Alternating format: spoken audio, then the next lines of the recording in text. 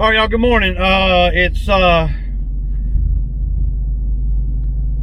It's Thursday morning, man. Damn it, yeah. It's Thursday morning. We got a little bit of gutters we're gonna do today. So the job yesterday, with the tree trimming, I got the skid steer over there, and it's considered, extra money job. So we're gonna do these yards and stuff.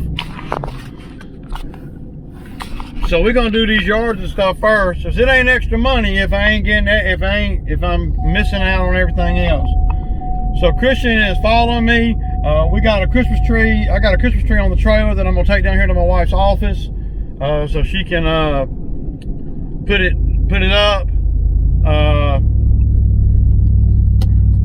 They pay her to decorate, so that's a good thing, I guess. A few things I'm gonna talk about today that kind of come up in the comments. Ain't nothing bad or nothing good. It's just some things that occurred to me as I'm reading the comments. And the channel's all about my journey, and hopefully you guys' journey can be not as bad as you don't have to have all the pitfalls that I had. So a couple of things that came up in the comments yesterday that I wasn't really thinking about. And if you're in the lawn care game down here where I'm at, you got 4 months of well, it's challenging, y'all, for sure.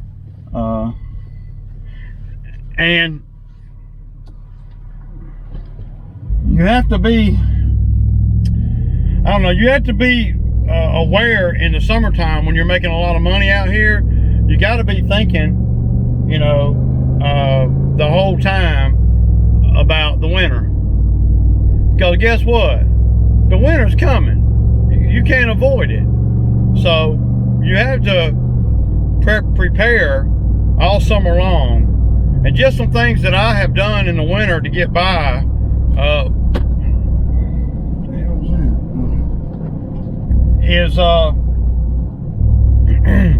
One thing I did a lot of is I did firewood, and I've talked about this before.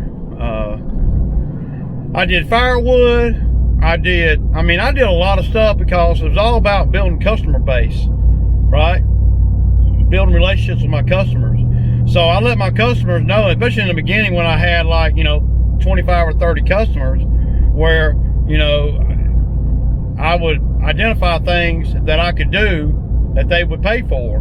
I've done everything since I've been doing lawns. I've done things like, wire a ceiling fan, hang a ceiling fan, that kind of thing. Not a big deal, what else? I've even changed light bulbs and stuff. What else? Firewood. I flip mowers, I buy a mower and fix it and sell it and make a profit on it. What else did I do? I flip trailers because I can weld, so I would buy old beat up trailer I'd see somewhere, but you always got to be in the hustler mindset, if that makes any sense. You got to be an opportunist, man. At the end of the day, that's what you got to be. But an honest opportunist. We hear the term opportunist, we think of somebody shady. An opportunist, where you are on the constant lookout for honest ways to make money and potential money, and you learn a lot along the way. I've done with my welder. Of course, I had to buy the welder during the summer because I wouldn't have no money to buy it in the winter. But the biggest thing that I've done, other than buy the Bobcat, once I bought the Bobcat, it was a game changer for the winter. A game changer. A real game changer. We talk about game changers with blowers and weed eaters and stuff, but the Bobcat is a sure enough game changer for the winter. So other than buying the Bobcat, the best thing I can tell guys to do, or that, not tell them what to do, but, suggest that I did, put it like that, is you got to prepare your finances for the winter. I do things like make my mortgage up until March. Like right now, I don't owe another mortgage payment until March because that's the single biggest bill that I have. Now, I don't even have to really do that anymore, but out of habit, I do. Does that make any sense? Out of habit, I make the mortgage ahead of time. Now, money experts might tell you that that ain't a smart thing to do because you're basically, you know, if my mortgage is $1,000, you're basically giving, you know, $5,000 or $6,000 to a mortgage company up front. And so they're actually holding your money. And I get that and I understand that, and you know, I try to, you know, I'm about that. My thing is that when you're young in this game, that's the best thing to do so you don't have to worry about that. Not only are you taking care of something that's inevitably you're going to pay, it's not going to get cheaper. I'm not going to move, and it's not going to get cheaper, and it's not going to go away. You know, there's nothing, I haven't made a mortgage in November, December, or January in years, because usually by the time I hit August, I've already paid January's mortgage, you know, always. So it's just and you got to be conscious of what you're spending too, because if you're not working, you're spending. At least for me, if I'm not working, I'm spending. It's costing me. But I've done things like pressure wash houses, do driveways, you know, pressure wash driveways, and you have to facilitate the tools to do that in the summertime, you know. And I wasn't, you know, commercial guy or nothing. I never had a pressure washing rig or nothing. I just had a pressure wash I use around the house, and I take it over to my customer's house, and I make a couple $100, you know. Just the wintertime in this game where I live at will challenge you. It's pretty relatively easy in the summertime. And well, it's actually pretty easy in the spring, summer, and fall. You get to late fall, it starts getting a little bit dicey, you know. And but this is when your true hustle skills come out, y'all. It's the truth, you know. This is when, because a hustler to me is not only somebody that generates money, right? That's what we think of a hustler, somebody that's generating money. And I'm talking about an honest hustler. I'm not talking about anything illegal. A hustler is somebody that generates money, but a real hustler also is somebody that is smart with their money, period, and with what they already have.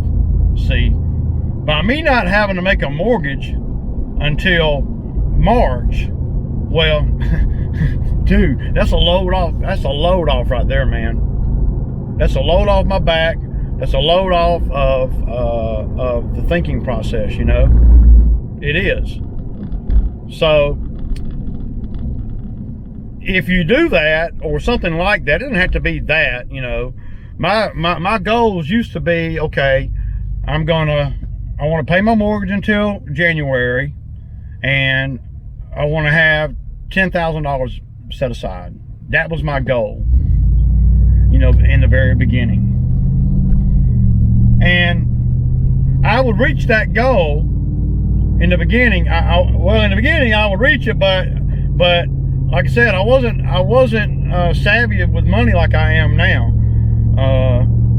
I would reach that goal, and then I would turn around, and by January, that 10 grand would be gone, you know. But usually what I did is I bought something, or, you know, to make more money, and then I just hustled my way through, or I take some of that 10 grand and pay February and March's mortgage, and then come April, you know, I would owe a mortgage again. And I know I keep talking about the mortgage, but that's just kind of the mindset.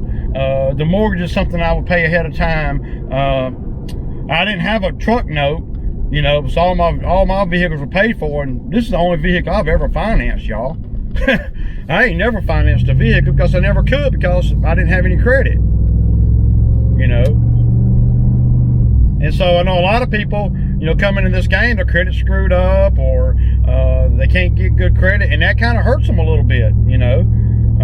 But if you can get past that, you know, then, you know, you can really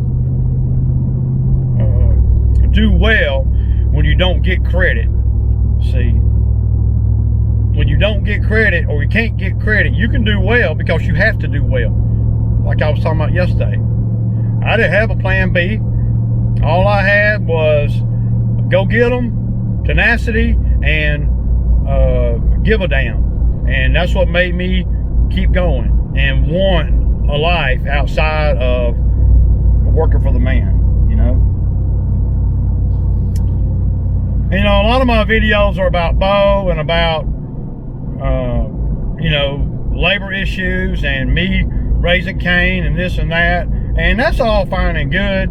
But a guy like Bo, you're going to go through 100 of them out here in the game. You are. I mean, you know, Bo don't make or break the business. Mistake number one already, y'all, for the day. We're going to count the mistakes today. Y'all know the 3-minute rule, you know. I just wasted 25, 30 minutes, man, and fuel. So I forgot the ladder, y'all. Go figure. So now we kind of, and you gotta always be doing this, man. It seems like I'm always doing it. Everything's never go to schedule, you know. You know, I print this list off, but this is subject to change without notice. The order in which we do it. So I'm gonna go back home and get the ladder. I didn't get all the way over there. I only got about, it's about a 20-minute ride over there, and I'm about 10 minutes from my house. And we got gas, and I realized when we were at the gas station, I didn't have the ladder. That being said, I'm going home and grabbing the ladder. Christian's gonna,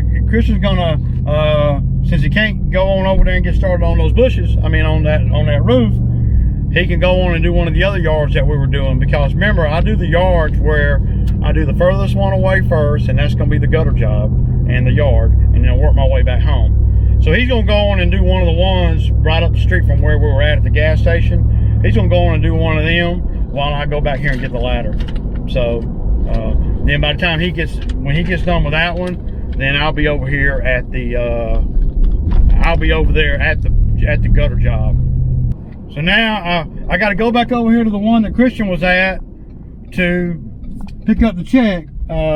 Something's up with Christian's phone, so yeah, man, you gotta have a phone out here, dude. You know, I can't text Christian and see if he's you know, if he picked up this check. You know, he was at the job, and they texted me right after I pulled off from there, said they were gonna put it on the back door, but we had already checked the back door, and Christian was pretty much done in the back by the time we got to that. So yeah, it's just one of those things, man. You gotta have a phone out here, man. No phone creates a lot of not having a phone creates a lot of problems out here when you're got somebody in another truck and you're trying to make the most money. Now you can do it, but I don't like paying top dollar out when I'm having to go do a whole lot of running around. I've already had to do enough running around because of my own mistake. So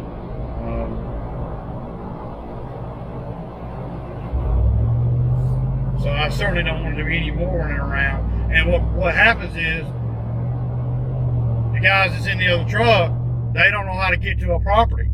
You know, I can't send them nowhere because they don't know how to get nowhere, and they're fumbling around looking, and that's how accidents happen. You know, having to turn around back in somebody's driveway and turn around, and next thing you know, you're gonna hit somebody's mailbox with a trailer.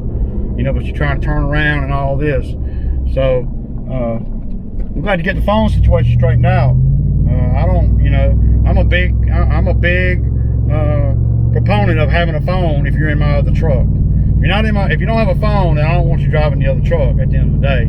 I don't care how good of a guy you are, how good of an employee you are, and all that. We're gonna have to get the phone situation straightened out, or we're not gonna be able to work. So that's just the reality of it. So, having a phone is a mandatory must, to be out here working for me anyway, in the other truck. Now, if you're in the truck with me, well, you still need a phone, because I need to be able to contact you at nighttime and stuff, especially during the winter times. A lot of things change, and a lot of things come up, What if he were to have a flat tire? You see what I'm saying? He's still over here, dude. Damn, man. Wow. Yeah. He's doing a good job, though, man. I mean, the yards that I'm sending him to are looking good, man. For somebody that's, that this is their first little winter with us, He'd have come out better, though, on that particular thing right there, where he, if he has a blower on his back instead of on the mower. He's trying to use a backpack blower on the mower. And that's all okay if you're on a big run. But on these little yards, man, it's just easier just to blow it off with it, especially when you're 21. I mean, 21, man, yeah, a blower ain't a big deal. Me and Christian this morning, we're doing good. I'm kind of glad he was still here, so it didn't really hold us up that bad, because he was on a more difficult property than me. I just went and did, while he was at this one, I went and got the ladder and did that other job and did that other one. So, it's not like, so now when we get done with the gutters, we're going to be on the tail end of the day, on the tail end of what we're doing out here. Now, he's going to have to get his phone situation worked out, And I know a lot of people are going to come in the comments and say, well, Ray, maybe this or maybe that. Oh, that's noise. There's no excuse in not having a phone, man. None. So, and if you want to make good money, I don't care if you're working for me, but if you want to make good money, your phone needs to be working. You need to have your phone, and I dropped it in the toilet. My dog ate it. I left it at my mama's house. I left it at my girl's house, blah, blah, blah. All that is all noise to me. It doesn't matter. You need a phone to come out here and work and make good money. So, yeah. Because otherwise you're costing the business owner more than what it should cost him. Not that it's going to make or break him, but we're not trying to cost anybody any more than what we actually have to spend if you want to make a lot of money. Now, if you want to be at $14 an hour, $13 an hour, $15 an hour, well, okay. You won't be in the other truck, and the work's going to be very limited for you. I'm not going to be able to send you nowhere to do nothing, and that's going to cost you. You're not going to be able to make as much money. So,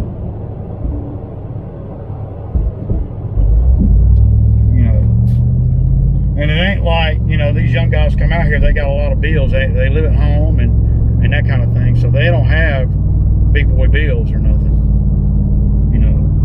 They got to just manage their money. What they do have, they got to manage it, and work it,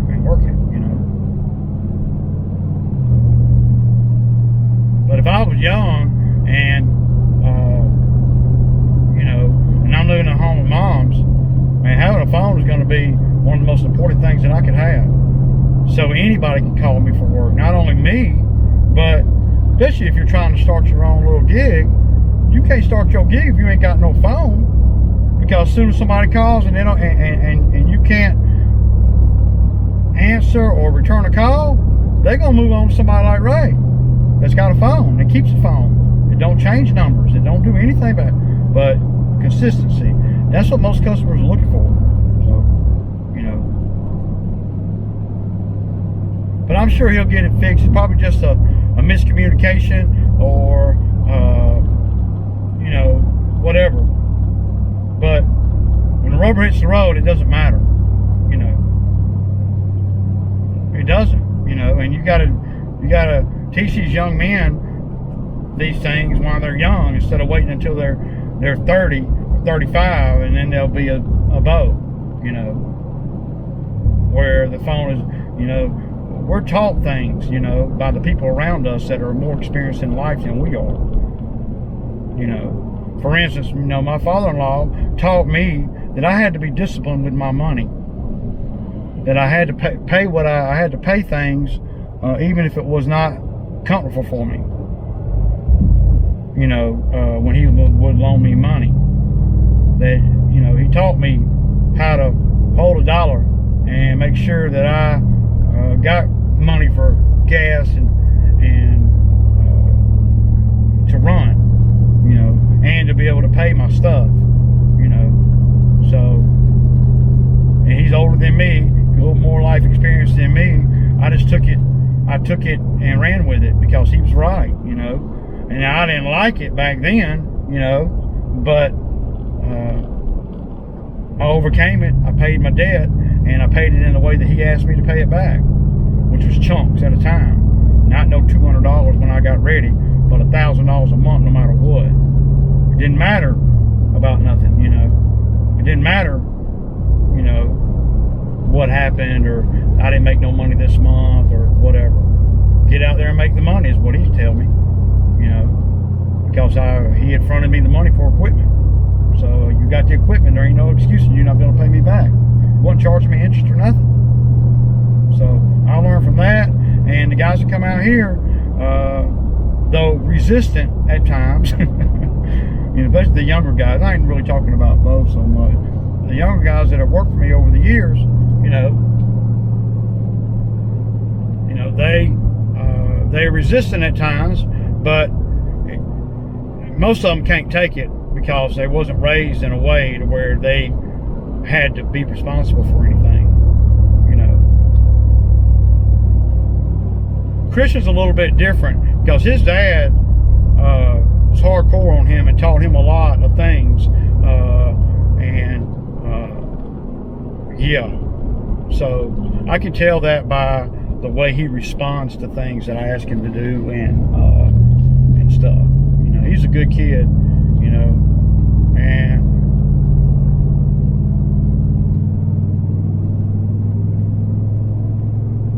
but you know, I'm a good guy too, but there are things that I need to work on. You know, he's a good kid, but you know, there's things that he needs to work on. You know, probably you too, you know. I'm all about it. So head to the house, y'all. Y'all know what it is.